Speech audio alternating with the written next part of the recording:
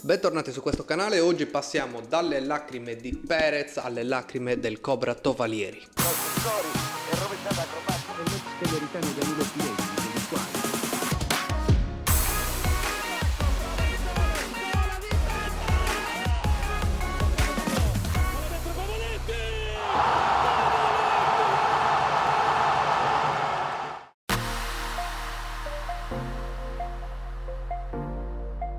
In questa stagione del 1996-1997 ci sono già un paio di cambiamenti che iniziano a delineare la Serie A e il calcio italiano per come la conosciamo oggi. Innanzitutto c'è una sentenza di un tribunale per una questione che è sorta in Belgio, se non sbaglio, dove il giocatore Jean-Marc Bosman praticamente rimane messo fuori rosa nella stagione successiva, in quanto il club con cui aveva firmato a parametro zero si rifiuta di pagare un indennizzo alla squadra precedente, quindi lui si ritrova con un stipendio tagliato del 60% e fuori rosa nella sua precedente squadra. La questione finisce in tribunale.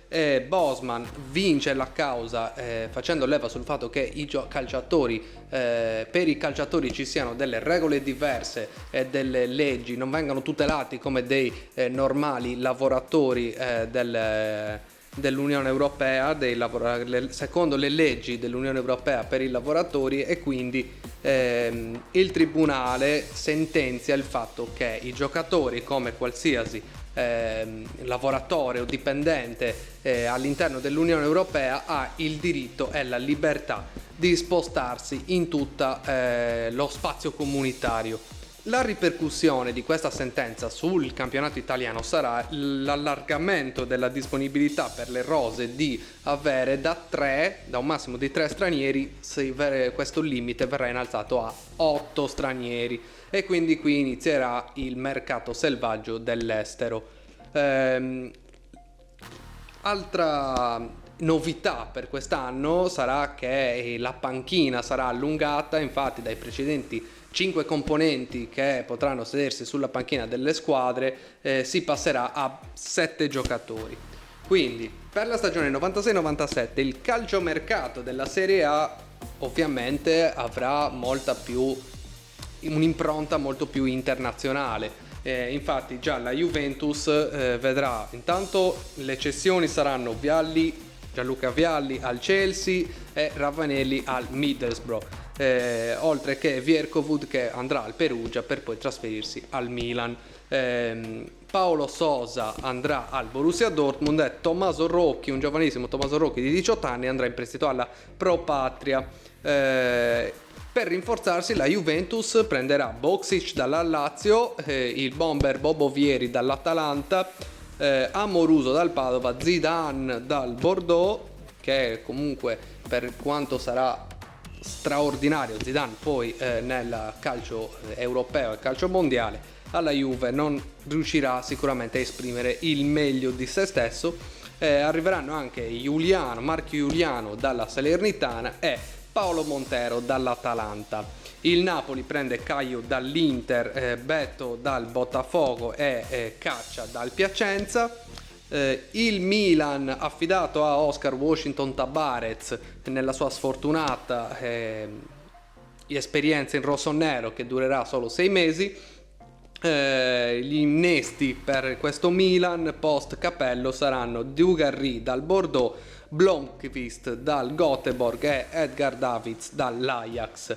Le cessioni però saranno sicuramente ben più pesanti, perché Roberto Donadoni andrà a svernare ormai al New York Metro Stars negli Stati Uniti, Paolo Di Canio che si trasferirà al Celtic Glasgow, Patrick Vieira che andrà all'Arsenal e lì farà veramente la fortuna, e Christian Panucci che andrà al Real Madrid.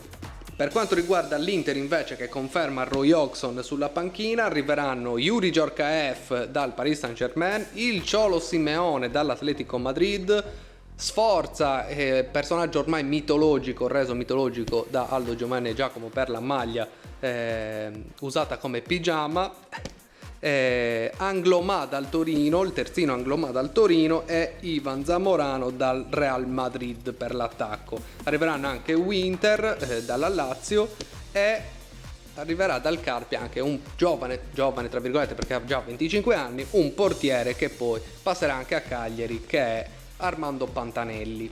Le cessioni saranno quelle più di rilievo, quella di Roberto Carlos dopo solo un anno al Real Madrid e quella di Fontolan al Bologna.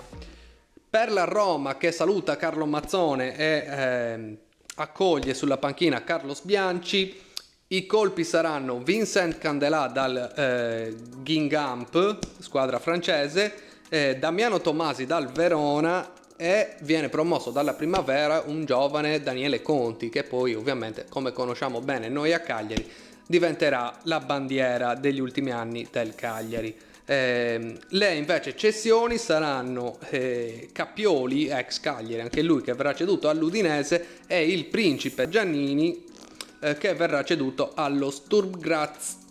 Poi andiamo avanti. Oggi ho dovuto prendere appunti necessariamente perché c'è una quantità di informazioni veramente, e penso che da qui in avanti sarà così per ogni episodio, perché ci sono una quantità di informazioni, soprattutto per quello che succederà a fine episodio, cioè quello che sarà il capolinea della stagione del Cagliari 1997. Ho dovuto necessariamente avere degli appunti perché le quantità di informazioni che ci sono veramente esorbitanti. Quindi andiamo avanti. Dicevamo, per il Parma, che è affidato al giovane Carlo Ancelotti, protagonista la stagione passata della promozione in Serie A dalla Serie B con la Reggiana, un Parma che prende Hernan Crespo dal River Plate, Enrico Chiesa dalla Sampdoria e Lilian Thuram dal Monaco, Zé Maria dal Flamengo, tutti giocatori che sono destinati comunque a lasciare il segno, chi più chi meno, nel campionato italiano e non solo. Le cessioni però, quella che soprattutto che farà più discutere sarà quella di Gianfranco Zola, perché Gianfranco Zola andrà via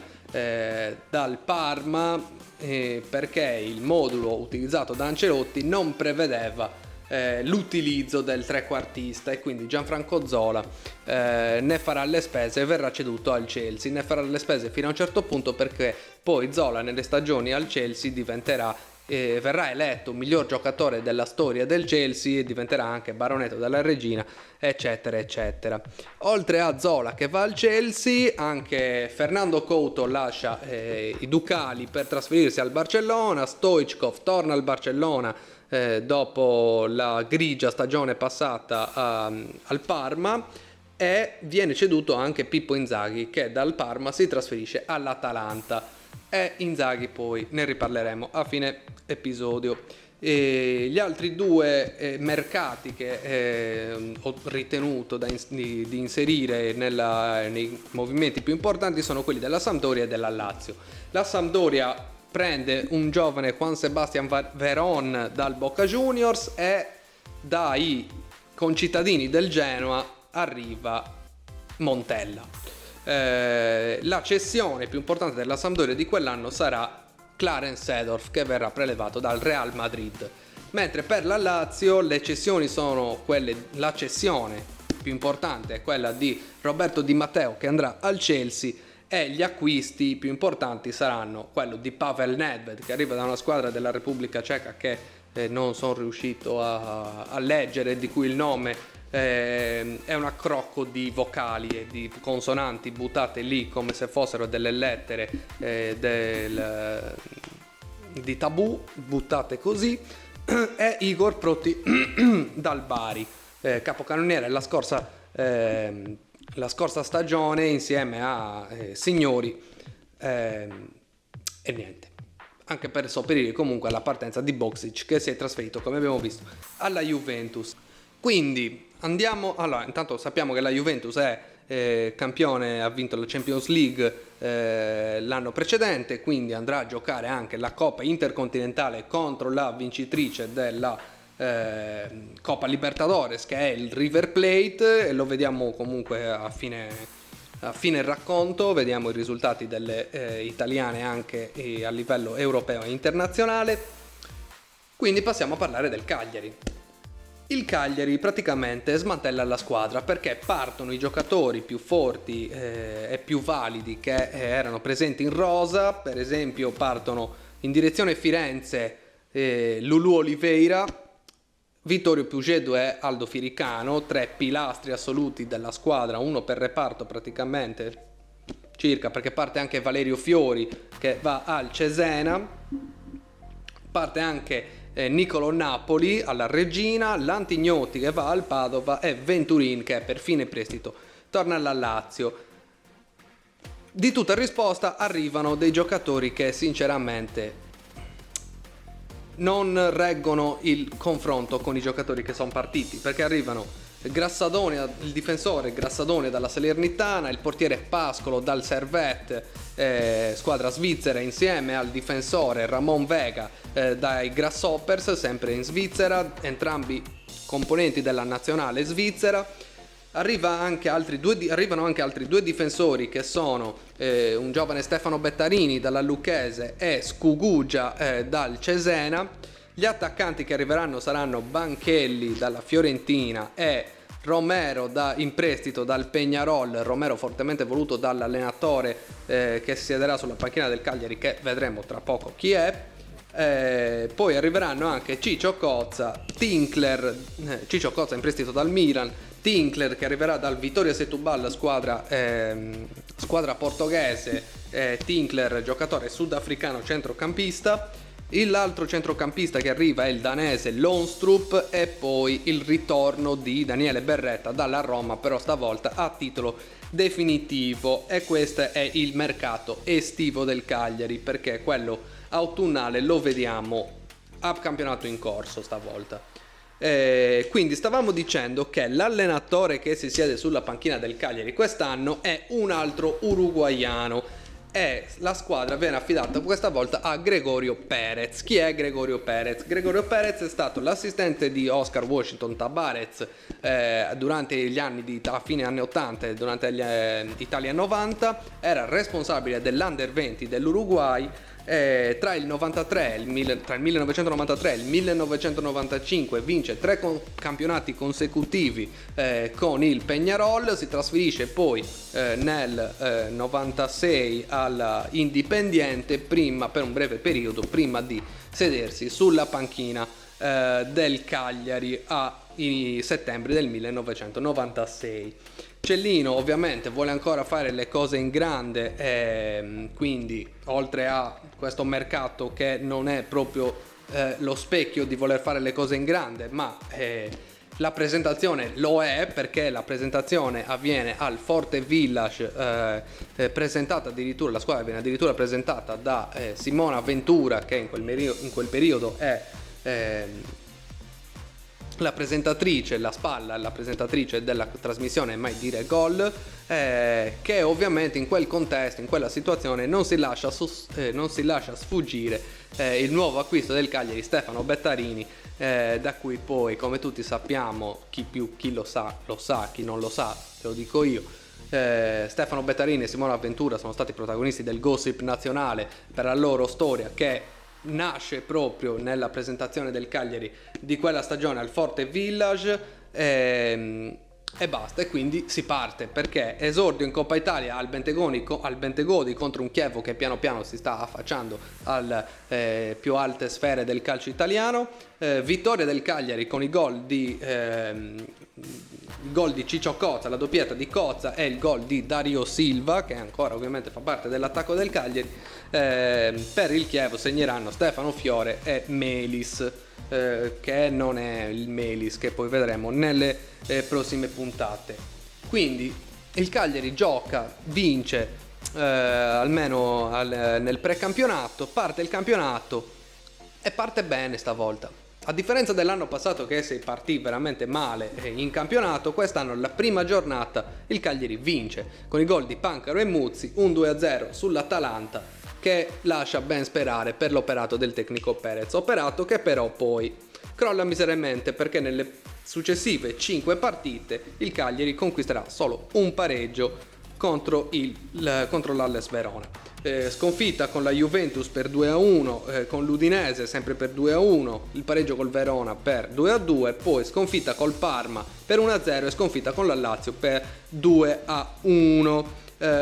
In occasione della partita contro la Lazio, Perez farà un errore che gli costerà la panchina, e cioè cedere alle pressioni della stampa che metteva in dubbio il suo modulo, quindi dando segnale di non reggere la pressione della stampa e avere paura della ritorsione contro l'allenatore e contro la squadra della stampa. Questa debolezza che mostra Perez nei confronti della stampa porta Cellino a esonerarlo dopo sole 6 giornate. Perez si presenterà poi ai microfoni dell'intervista fatta da Vidolina in una scena che veramente è struggente, perché si presenterà con le lacrime agli occhi, completamente deluso e completamente praticamente cade dalle nuvole per questa decisione improvvisa di esonerarlo. Un allenatore cosciente di aver perso la sua possibilità di fare il grande salto nel calcio europeo. Anche se devo dare la mia opinione personale, forse Cellino ha peccato un po' di fretta, perché comunque il Cagliari gioca e segna in queste 6 giornate, però sappiamo come Cellino, come lo sappiamo anche per quello che ha fatto successivamente, quindi questa è la situazione. Esonerato Perez e quindi si torna da Carlo Mazzone.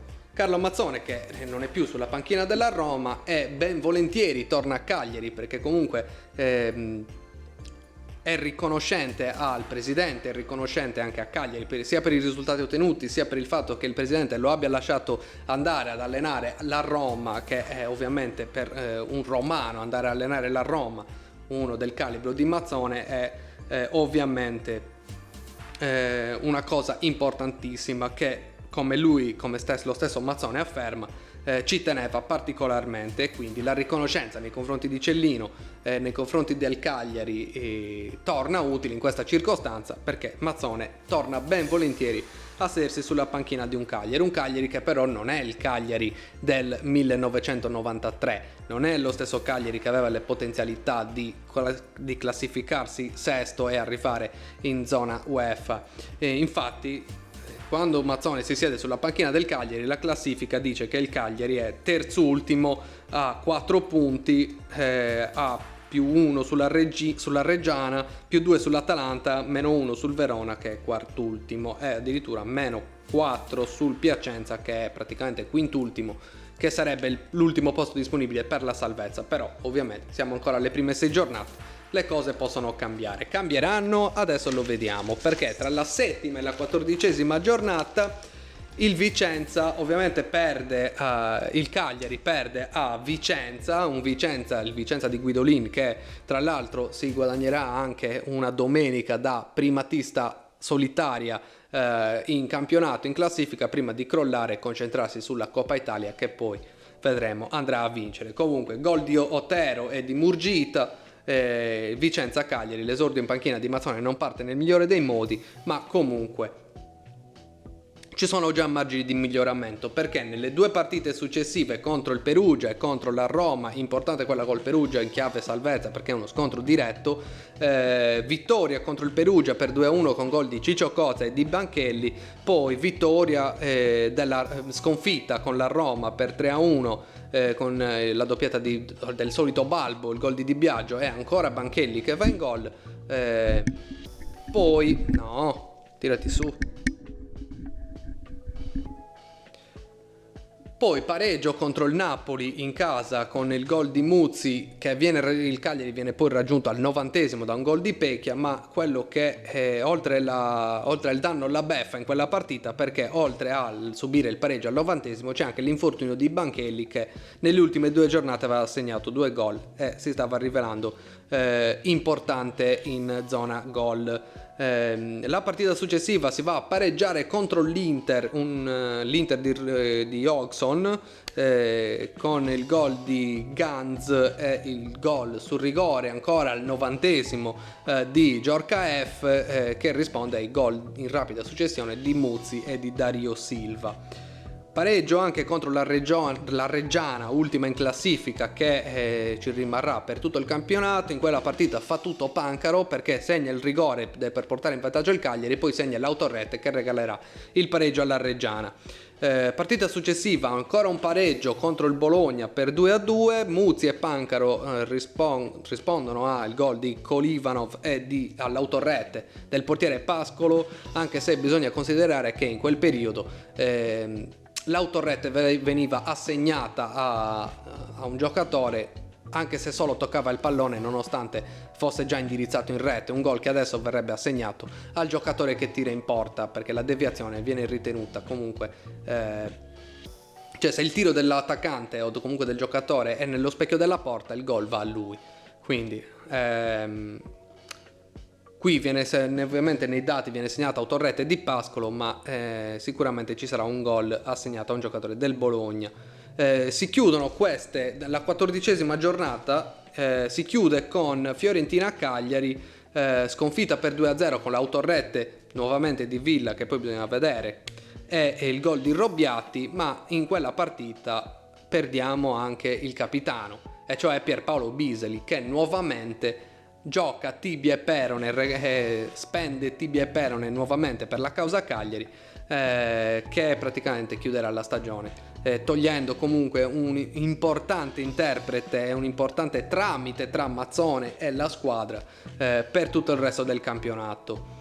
Quindi siamo alla 14ª giornata, il Cagliari è a meno 6 dalla quintultima, nonostante comunque qualche buon risultato. Il Cagliari si trova a 11 punti, terzultimo, a meno 6 da Perugia, Piacenza e Atalanta, che sono appaiate, diciamo, al quartultimo posto. E così si chiude anche il 1996. Mazzone, siccome vede che la squadra è in difficoltà e ha bisogno comunque di fare gruppo,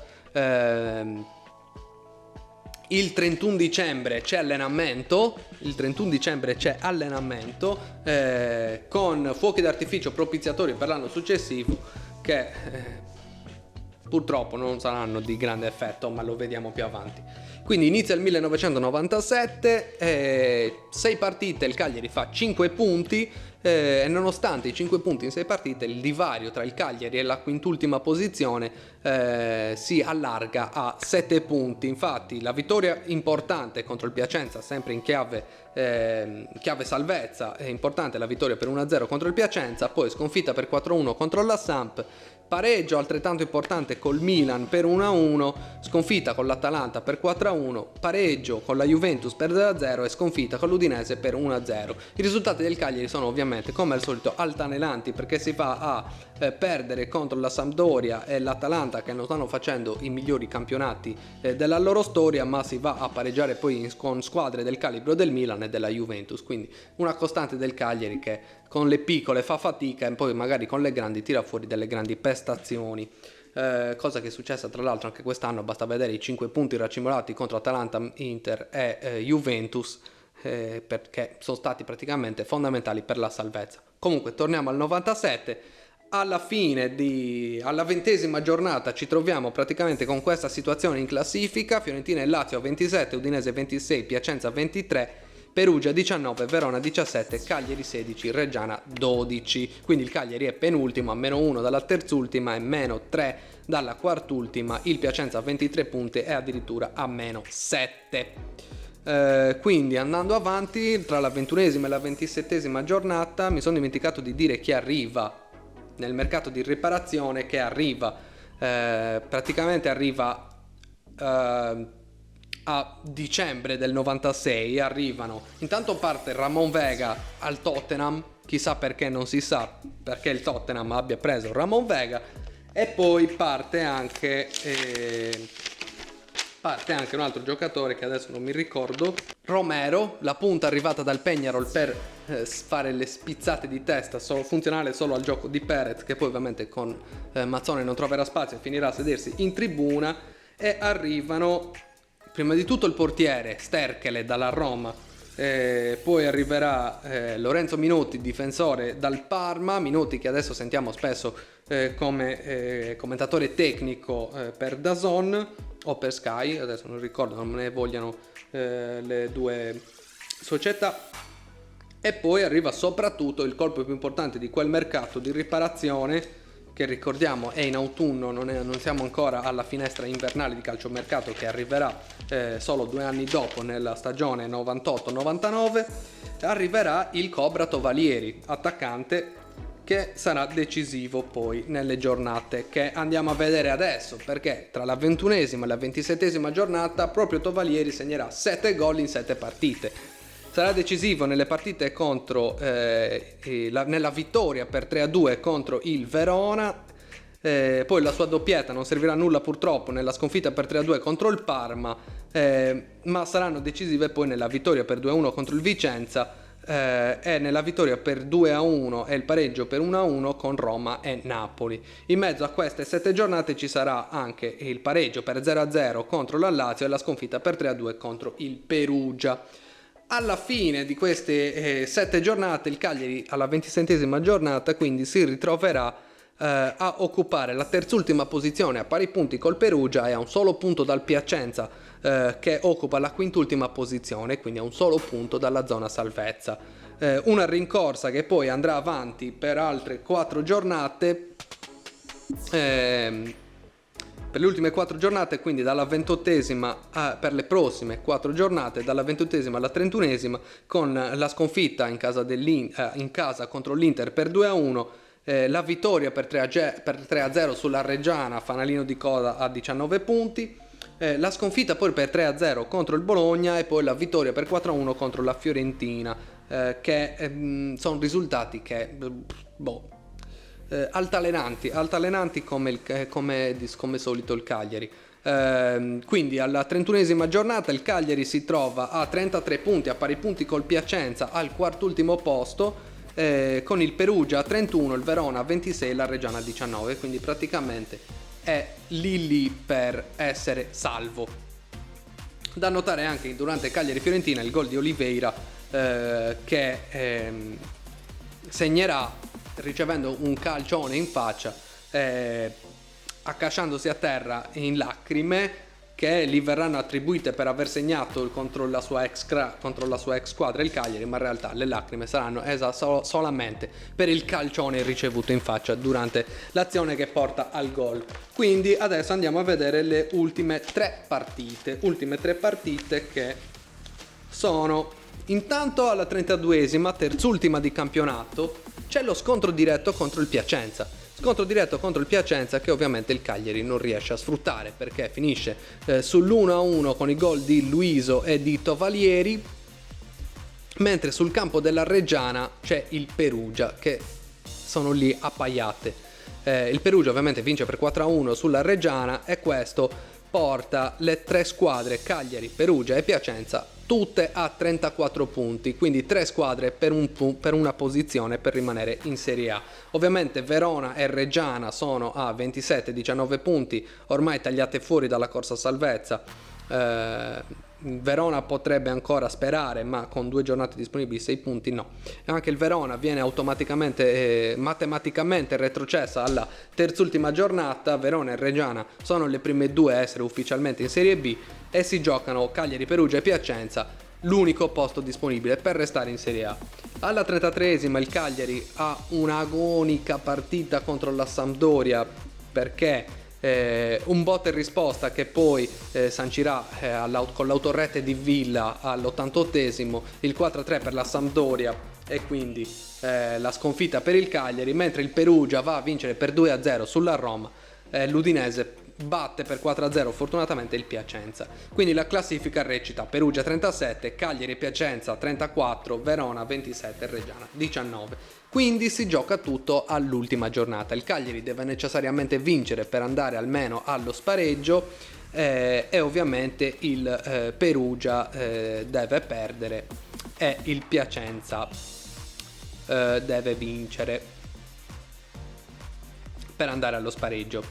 Ed è così che va, perché Cagliari-Milan finisce 1-0 con gol di Muzzi al 10°, un Milan molto accondiscendente che non ha nulla da chiedere al campionato, perché dopo l'esperienza di Tabarez e il ritorno di Sacchi il Milan è stato disastroso sia con Tabarez che con Sacchi. Il gol di Muzzi al 10° comunque regala al Cagliari la vittoria e il Piacenza vince per 2-1 sul campo del Perugia. Questo vuol dire che Cagliari e Piacenza e Perugia sono tutte e tre a 37 punti.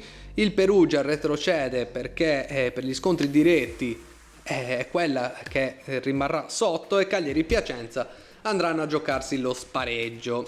Ora apriamo il capitolo spareggio.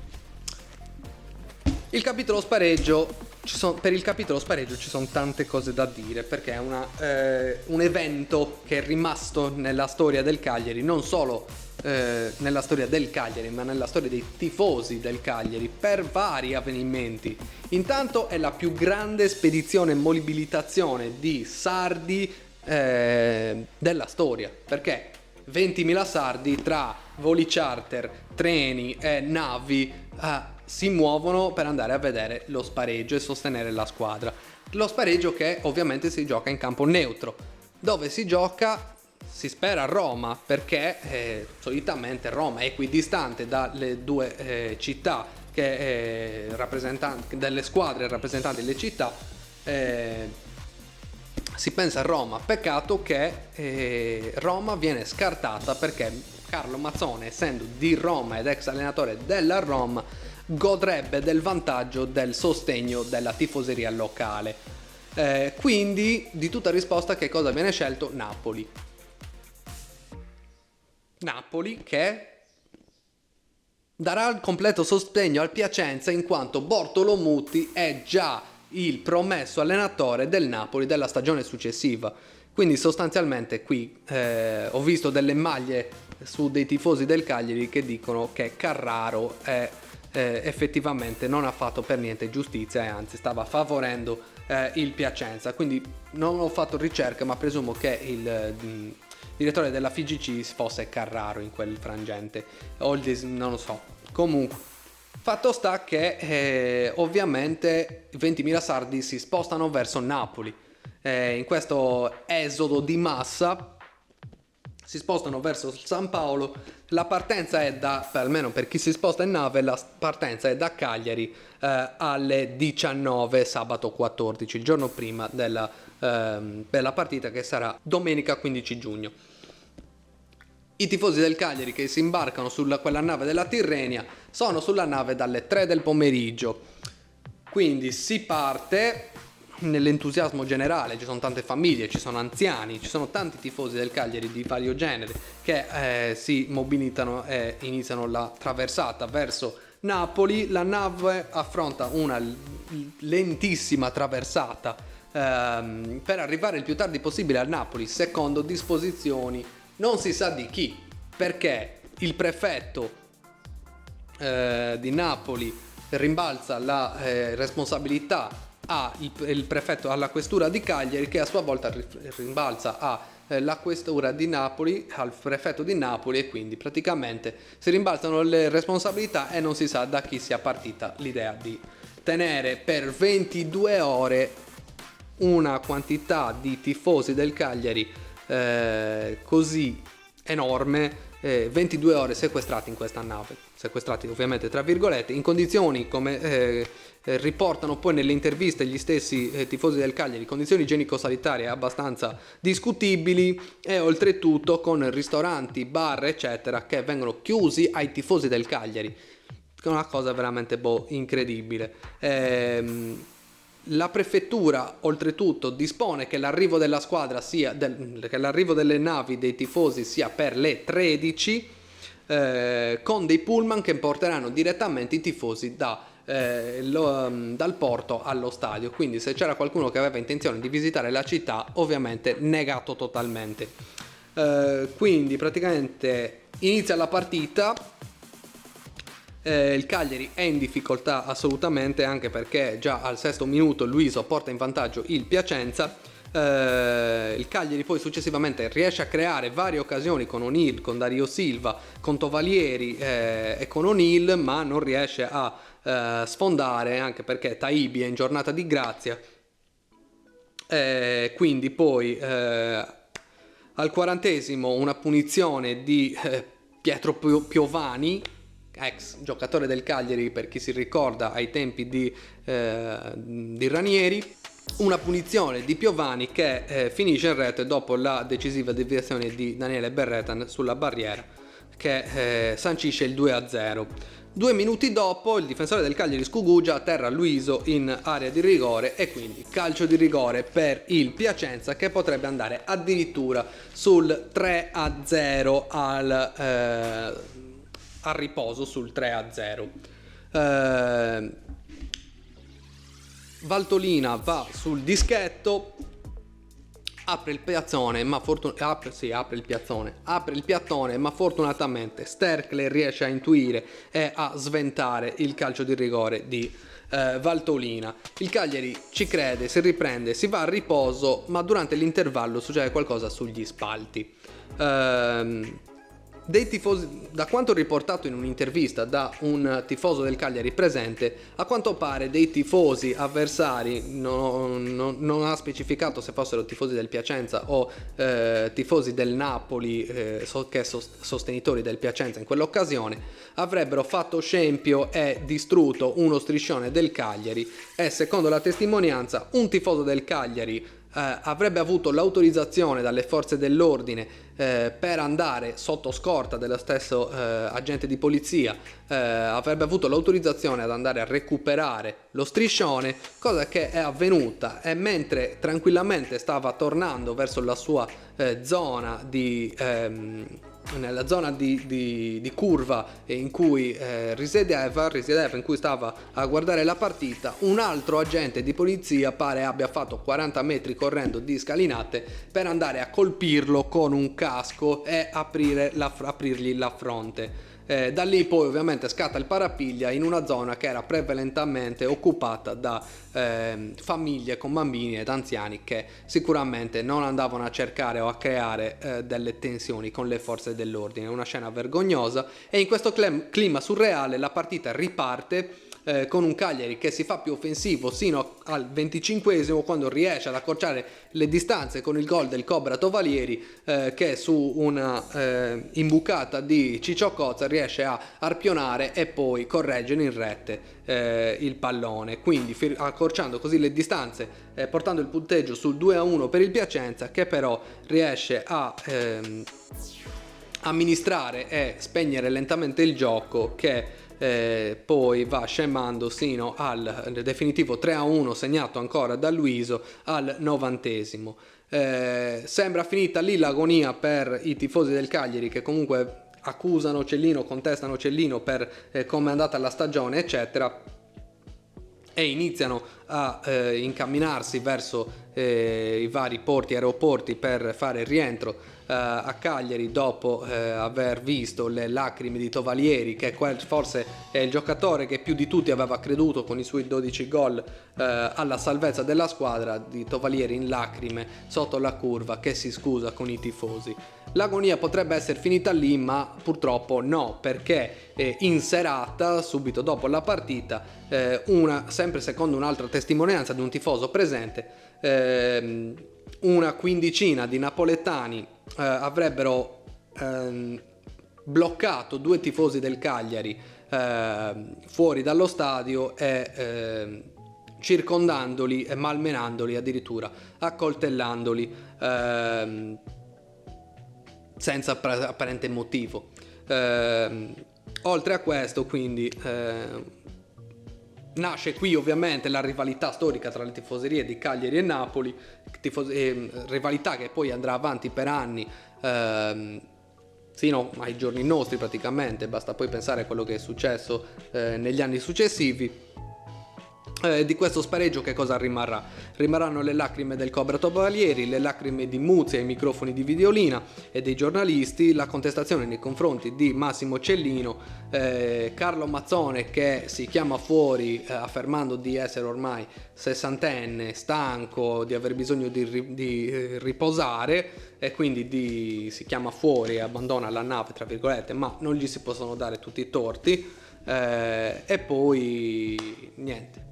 Questo è il 1997, un Cagliari che retrocede amaramente in Serie B con Cellino che ha però già le idee ben chiare su come organizzarsi per tentare la risalita immediata in Serie A, cosa che avverrà. Ora, i verdetti della Serie A saranno intanto le retrocesse, come abbiamo visto sarà il Cagliari, oltre al Verona, la Reggiana e il Perugia.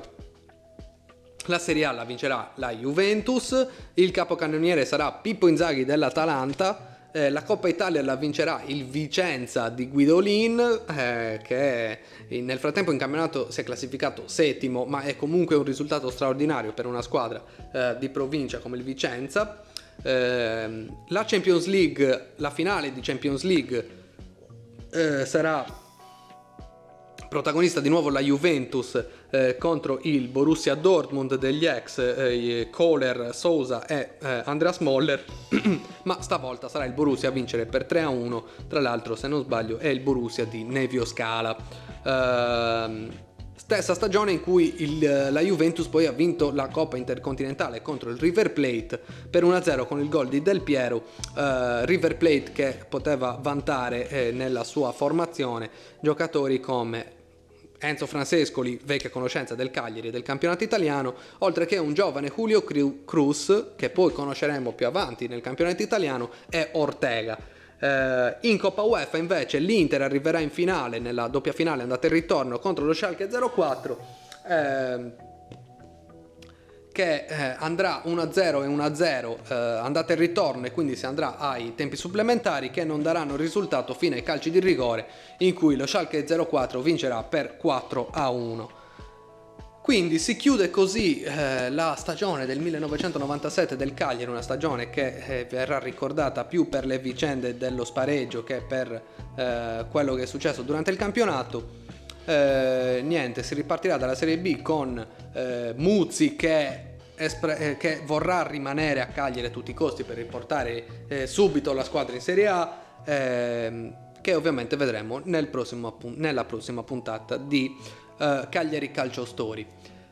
Quindi chiudiamo qui l'episodio. Io vi ricordo ovviamente che martedì, come ogni martedì, faccio il punto sul mercato e trattiamo oltre al fare il punto sul mercato, trattiamo anche qualche argomento più generale. Per esempio la prima puntata ho trattato e ho fatto il punto sul mercato e i motivi per cui il Cagliari non può ambire all'Europa, anche se penso sia abbastanza scontato, ma ci sono alcuni tifosi che ho visto chiedere l'Europa, che è una cosa totalmente fuori dal mondo. Ne parlo in quell'episodio.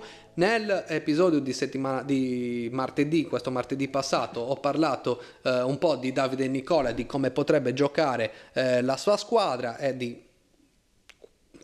fatto che fosse comunque l'allenatore adatto in questo momento storico del Cagliari e il perché. Quindi vi ricordo che martedì uscirà di nuovo un altro episodio del punto sul mercato e di un discorso che farò a seconda di quello che succederà nei prossimi giorni. E oltre a questo ovviamente ci sarà anche l'ultima puntata di Rimonte Rossoblu che arriverà giovedì. E quindi niente, io vi ringrazio perché comunque ho visto che gli iscritti al canale sono aumentati vertiginosamente, perché sono aumentati di circa una settantina nel giro di 2 settimane. Quindi io vi ringrazio per la fiducia e per il supporto. Abbiamo superato già i 200 iscritti, che sinceramente non mi aspettavo, quindi vi ringrazio già per il supporto e niente, vi invito comunque a mettere un like, a condividerlo con i tifosi del Cagliari che conoscete per comunque diffondere il verbo, tra virgolette, per diffondere un'opinione e avere più confronti con altri tifosi, perché secondo me è importante confrontarsi con vari tifosi, con i vari punti di vista, perché i punti di vista i diversi punti di vista sono quelli che poi portano fuori le migliori conversazioni, le migliori critiche costruttive, per magari poi farle arrivare realmente alla società, alla squadra, in modo che la voce dei tifosi abbia un senso, non solo che non siano solo poi chiacchiere da bar. Quindi vi ringrazio, vi invito a lasciare un like, se non siete iscritti di farlo. E quindi niente, vi ringrazio, ci vediamo a martedì con il punto sul mercato eccetera, con la prossima puntata di Cagliari Calcio Story. Ciao!